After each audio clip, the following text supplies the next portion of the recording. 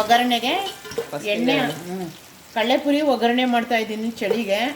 ಅದಕ್ಕೆ ನಾನು ಫಸ್ಟು ಎಣ್ಣೆ ಹಾಕ್ಕೊಂಡಿದ್ದೀನಿ. ನಿಮ್ಗೆ ಎಷ್ಟು ಬೇಕು ಅಷ್ಟೇ ಹಾಕ್ಕೊಳ್ಳಿ ಎಣ್ಣೆನ. ನಾನೊಂದು 5-6 kg ಅಷ್ಟು ಮಾಡ್ತಾಯಿದ್ದೀನಿ. ಹಂಗಾಗಿ ಒಂದು ಬೌಲಷ್ಟು ಮಾಡ್ಕೊಂಡಿದ್ದೀನಿ. ಚೆನ್ನಾಗಿರುತ್ತೆ ಕಡಲೆಪುರಿ. ನೋಡಿ ಸಿಡಿತಾ ಇದೆಯಲ್ಲ, ಹಿಂಗೆ ಸಿಡಿಬೇಕು ಕಡಲೆ ಬೀಜ. ಗರಿ ಆಗಬೇಕು ಕಡಲೆಪುರಿ ಜೊತೆ ತಿನ್ನೋಕ್ಕೆ.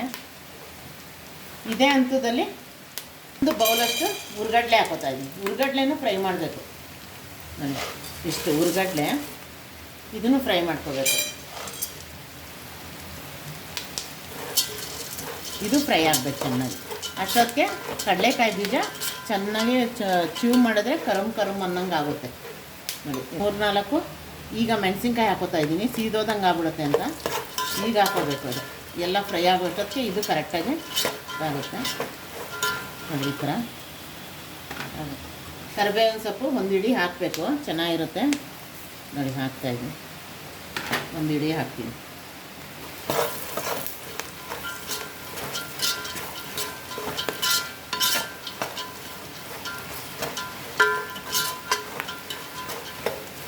ಚೆನ್ನಾಗಿರುತ್ತೆ ಕರಿಬೇವಿನ ಸೊಪ್ಪಿನ ಘಮ. ಬೇಕಾದ್ರೆ ಇನ್ನು ಸ್ವಲ್ಪ ಹಾಕೋಬೋದು ನಿಮ್ಗೆ ಬೇಕು ಅಂದರೆ. ಚೆನ್ನಾಗಿ ಫ್ರೈ ಮಾಡ್ಕೋಬೇಕು ಇದೆಲ್ಲ. ಎಷ್ಟು ಚೆನ್ನಾಗಿ ತರಿತರಿಯಾಗಿ ಬೆಳ್ಳುಳ್ಳಿ ಜಜ್ಜಿ ಇಟ್ಟಿದ್ದಾಳೆ. ಬೆಳ್ಳುಳ್ಳಿ ಜಜ್ಜಿದ್ರೆ ಬೆಳ್ಳುಳ್ಳಿ ಘಮನೇ ಚೆಂದ. ಇದಕ್ಕೆ ಹಾಕ್ತಾಯಿದ್ದೀನಿ ಒಂದು ಹಿಡಿಯಷ್ಟು ಬೆಳ್ಳುಳ್ಳಿ. ತರಿಯಾಗಿ ಹಾಕಬೇಕು ಚೆನ್ನಾಗಿ. ನೋಡಿ ಮಳೆ ಬರ್ತಾಯಿದೆ ಹೊರಗಡೆ, ಮಳೆ ಬರ್ತಾಯಿದೆ. ಈಗ ನಮಗೆ ಇದು ಖಾರ ಪುರಿ ಮಾಡಿಕೊಡು ಅಂದು. ಹಂಗಾಗಿ ನಾನು ಈಗ ಬೆಳ್ಳುಳ್ಳಿ ಎಲ್ಲ ಹಾಕಿ ಇದನ್ನೆಲ್ಲ ಫ್ರೈ ಮಾಡಿಕೊಡ್ತಾಯಿದ್ದೀನಿ. ಚೆನ್ನಾಗಿ ಫ್ರೈ ಮಾಡಿಕೊಟ್ರೆ ಚೆನ್ನಾಗಿರುತ್ತೆ ತಿನ್ನೋಕ್ಕೆ. ಕಾಫಿ ಟೀ ಜೊತೆಗೆ ನೆಂಚ್ಕೊಳ್ಳೋಕ್ಕೂ ಚೆನ್ನಾಗಿರುತ್ತೆ ತಿನ್ನೋಕ್ಕೆ. ಓದೋದಕ್ಕೆ ಕಂಪ್ಯೂಟ್ರ್ ಮುಂದೆ ಕೂತಿರ್ತಾರೆ ಮಕ್ಕಳು. ಒಂದೊಂದು ಸಲ ಬಾಯಿಗೆ ಆಡಿಸ್ತಾಯಿದ್ರೆ ಸ್ವಲ್ಪ ಕಾನ್ಸಂಟ್ರೇಷನ್ ಬೇರೆ ಕಡೆ ಡೈವರ್ಟ್ ಆಗುತ್ತೆ. ಇಲ್ಲಾಂದರೆ ಕಣ್ಣು ನೋವು ಬರುತ್ತೆ ಅಂತ. ಎಲ್ಲ ಚೆನ್ನಾಗಿ ಫ್ರೈ ಆಗಿದೆ. ಬೆಳ್ಳುಳ್ಳಿನೂ ಘಮ ಬರ್ತಾಯಿದೆ ಚೆನ್ನಾಗಿ. ಬೆಳ್ಳುಳ್ಳಿ ಮಾತ್ರ ಚೆನ್ನಾಗಿ ಫ್ರೈ ಮಾಡ್ಕೋಬೇಕು. ನೋಡಿ ಬೆಳ್ಳುಳ್ಳಿ ಎಲ್ಲ ಸಿಪ್ಪೆ ಎದ್ದು ಬರ್ತಾಯಿದೆ. ಈ ಹಂತದಲ್ಲಿ ಅರಿಶಿನ ಪೌಡ್ರ್ ಹಾಕೋಬೇಕು. ಅರಿಶಿನ ಪೌಡ್ರು ಒಳ್ಳೆಯದು ದೇಹಕ್ಕೆ, ಚೆನ್ನಾಗೂ ಇರುತ್ತೆ, ಕಲ್ಲರು ಚೆನ್ನಾಗಿರುತ್ತೆ, ದೇಹಕ್ಕೂ ಚೆನ್ನಾಗಿರುತ್ತೆ. ಆ್ಯಂಟಿಬಯೋಟಿಕ್ ಅದು. ಈ ಕಲರ್ ಬಂತು. ಇದೆಲ್ಲ ಫ್ರೈ ಆಗೋಷ್ಟೊತ್ತಿಗೆ ಬೆಳ್ಳುಳ್ಳಿನೂ ಚೆನ್ನಾಗಿ ಕ್ರಿಸ್ಪಿಯಾಗಿ ಕರಮ್ ಅನ್ನಂಗೆ ಆಗುತ್ತೆ. ಈಗ ನಾನು ಪ್ರೋಸೆಸ್ ಉಪ್ಪು ಖಾರ ಲಾಸ್ಟಲ್ಲಿ ಹಾಕ್ತಾಯಿದ್ದೀನಿ. ಇದಕ್ಕೆ 5-6 kgಗೆ 1 ಸ್ಪೂನಷ್ಟು ಖಾರ ಹಾಕೋತಾ ಇದ್ದೀನಿ. 1 ಸ್ಪೂನ್ ಬೇಕು.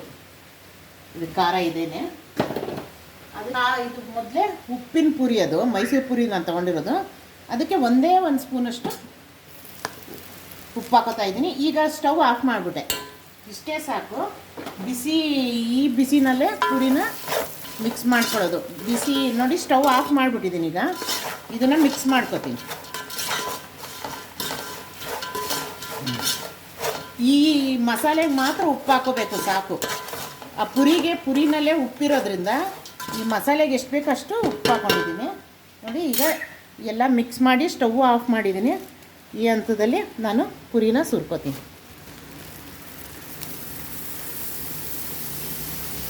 ಕಟ್ ಮಾಡೋಕ್ಕೋದೆ ಎಲ್ಲೆಲ್ಲೋ ಹೊಟ್ಟೋಯ್ತು.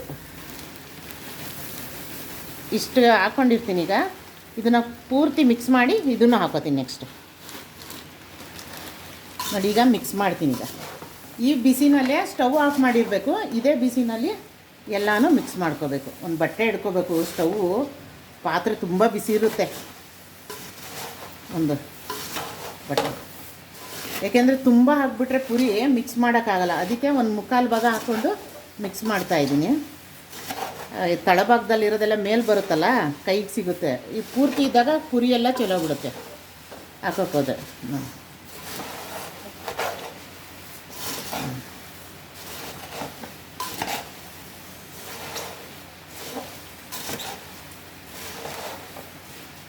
ಈ ಹಂತದಲ್ಲಿ ಮಿಕ್ಕಿರೋ ಪುರಿನೂ ಹಾಕೋತೀನಿ.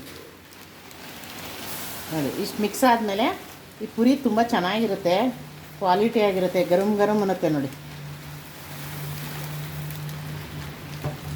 ನೋಡಿ ತಿನ್ನೋಡಿದ್ರೆ ಕರಮ್ ಕರಮ್ ಅನ್ನತ್ತೆ. ಈಗ ಮಿಕ್ಸ್ ಮಾಡ್ತೀನಿ, ನಿಧಾನಕ್ಕೆ ಮಿಕ್ಸ್ ಮಾಡಬೇಕೀಗ. ಹುರಿಯಲ್ಲ, ಇಲ್ಲಾಂದರೆ ಚೆಲ್ಲೋಗ್ಬಿಡುತ್ತೆ. ಆಲ್ರೆಡಿ ಮುಕ್ಕಾಲು ಭಾಗ ನಾನು ಆಗಲೇ ಮಿಕ್ಸ್ ಮಾಡಿದ್ದೀನಲ್ಲ, ಅದ್ರ ಜೊತೆಗೆ ಇದು ಸೇರಿಕೊಡುತ್ತೆ. ಇಲ್ಲಾಂದರೆ ಇನ್ನೂ ದೊಡ್ಡ ಪಾತ್ರೆಯಲ್ಲಿ ಮಾಡ್ಕೋಬೋದು. ಇದು ಸಾಕು, ನಾನು ಯಾವಾಗಲೂ ಇದರಲ್ಲೇ ಮಾಡೋದು. ಚಳಿಗಾಲಕ್ಕೆ ಟೀ, ಕಾಫಿ, ಚಾಯ್ ಜೊತೆ ಸಕ್ಕತ್ತಾಗಿರುತ್ತೆ, ಹೊಂದ್ಕೊಳ್ಳುತ್ತೆ.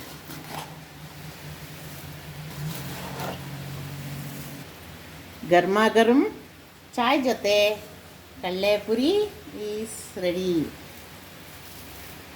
ಗರ್ಮಾ ಗರಂ ಚಾಯ್ ಜೊತೆ